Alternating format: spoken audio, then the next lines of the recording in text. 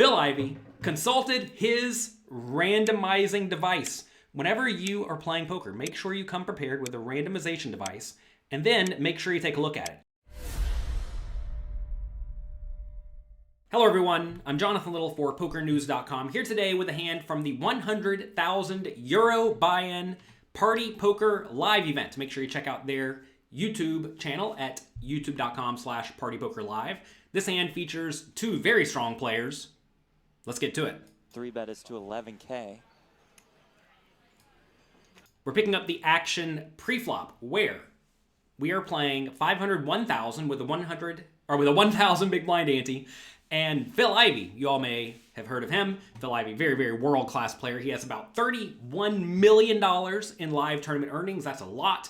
He's 9th on the all-time money list. He has 10 World Series of Poker bracelets, and he doesn't even play all that many tournaments. He plays all the games amazingly well. Crusher in the cash games, crusher in the tournaments. He just wins all the money. Phil Ivey opens it up to 3,000 in the cutoff seat with King 10 of Hearts, which is perfectly fine and standard. And then Orpen, I'm going to mess up his last name, I'm sure, Kisacikoglu. There you go. He elects to 3-bet from the button to 11,000 with Ace-King offsuit. You may say, why so big? When you're playing pretty deep stacked with an ante in play, you're going to find that you just want to use bigger bet sizes in general, even when you're in position. I probably would have gone to like 9,000 here, but whatever. 11 is perfectly fine and viable. By the way, if you are not sure when to 3-bet and how much, I have a quiz for you to take. Head over to pokercoaching.com/3bet quiz. Going through that and making sure you know how to play this common spot well, where the cutoff raises and you're on the button, will ensure you're not playing too weak, tight, and straightforward. So go there, test your skills, and you're going to find that really only the best players can get 8 out of 10 correct. So let me know in the comments section if you get more than 8 out of 10, and if you don't, make sure you study. Back around to Phil Ivey. Dicey spot, but you got to call. You may say, why call King 10 suited? You're usually dominated. Well, not if your opponent's 3-betting aggressively. I know Orpen here gets out of line. He gets in there and battles. And the big suited connected hands are good enough to see the flop with. Bit disrespectful to 3-bet Ivey. Yeah, Ivey doesn't like to fold. Ivey thought the same. He made the call. Flop comes 9-5-7 all spades. No spade in either player's hand. Ivey checks, as he should do with most of his range here, probably all of it. Not the flop both of these guys were dreaming of. Orpen can go either way here. I would probably just check and give up. He decides to bet, though. The reason I say I would check and give up here, by the way, is because it's really easy for Ivey to have either some sort of pair, or a flush draw, or a straight draw, or something, right? Like, Ivey's going to have something on this board a large chunk of the time, and Ace-King with no spade is not really looking to blast off in this spot. So I think the play is to just check it back and give up. That said, he goes for a continuation bet of 8,000, kind of a small bet, but that's fine. And over to Phil Ivey.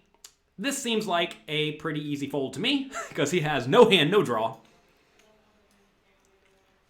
But you see what happened there? Phil Ivey consulted his randomizing device. Whenever you are playing poker, make sure you come prepared with a randomization device, and then make sure you take a look at it. I know whenever my randomization device shows the second hand here, the red hand, down at the 6, that means make your low frequency plays. Phil Ivey consulted his randomization device and saw that he should go for the low frequency play of check call.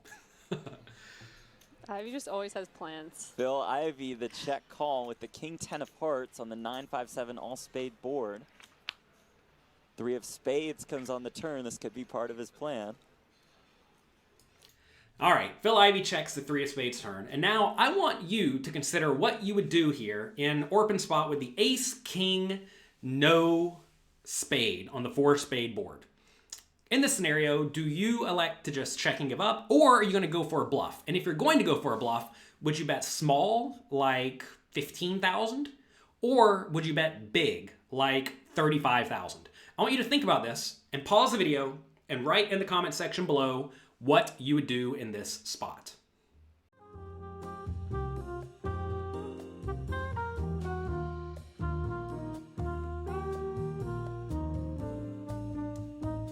All right, this is a dicey one because it's very easy for Phil Ivey to have a pretty wide range when he gets to the turn. And I think the play in this spot is to bet with all of your pretty good spades, like ace of spades, king of spades, maybe even queen of spades, using a small size, because Ivey's range should contain a whole lot of random one pair hands, which can be in a pretty bad spot. Like, say he has Jack 9, right? Jack 9 of diamonds. That's a hand that's going to be in a pretty bad spot facing any bet. And if Ivey does happen to have a big spade, or any good spade, he's probably just not going to be looking to fold it anyway. So I think in this spot, a small bet is quite nice because it's going to allow you to make a lot of the one pair hands with no spade folds. And I would just generally not be trying to get Phil Ivey to fold any spade on the turn and river because I know Phil Ivey typically doesn't like to make big folds. So I think in this spot, a small bet would be pretty good given Orpen just can't really expect to win all that often at all with this ace-king high. Because what's going to happen is if Orpen has the best hand on the river with ace high, Ivey's going to bluff. Like, I can already tell you, Phil Ivey's not going to let this go check on the river. He's going to be bluffing this spot. So in this scenario, when Orpen does have the best hand, Ivey's going to bet the river, Orpen's going to fold, Ivey's going to win the pot. And when Orpen has the worst hand, like when Ivey has a pair, like pocket eights or jack 9, Ivey's going to check. Orpen's going to check behind probably and then lose, right? So this is a spot where with this ace-king, even though it could be the best hand, you're just not going to win this pot all that often at all by checking. And in this scenario, I typically go for the small bet, and I would be value betting kind of thin here with a lot of my good spades. It does check on the turn.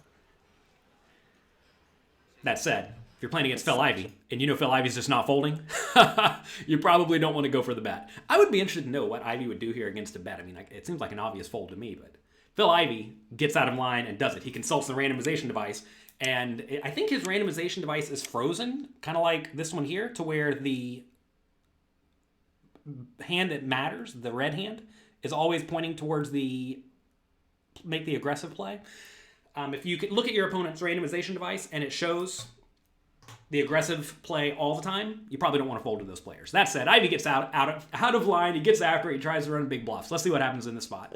Koglu given the opening on the river. Check, He will check. Jack of hearts comes on that river. Let's see if Ivey goes for the bluff. Seems like an obvious bluff spot to me. Pot's 40,000. I wonder how much he's going to go. He probably doesn't want to go too big because kind of like I just said, Orpen on the turn wanted to use a small bet to try to make non-flushes fold.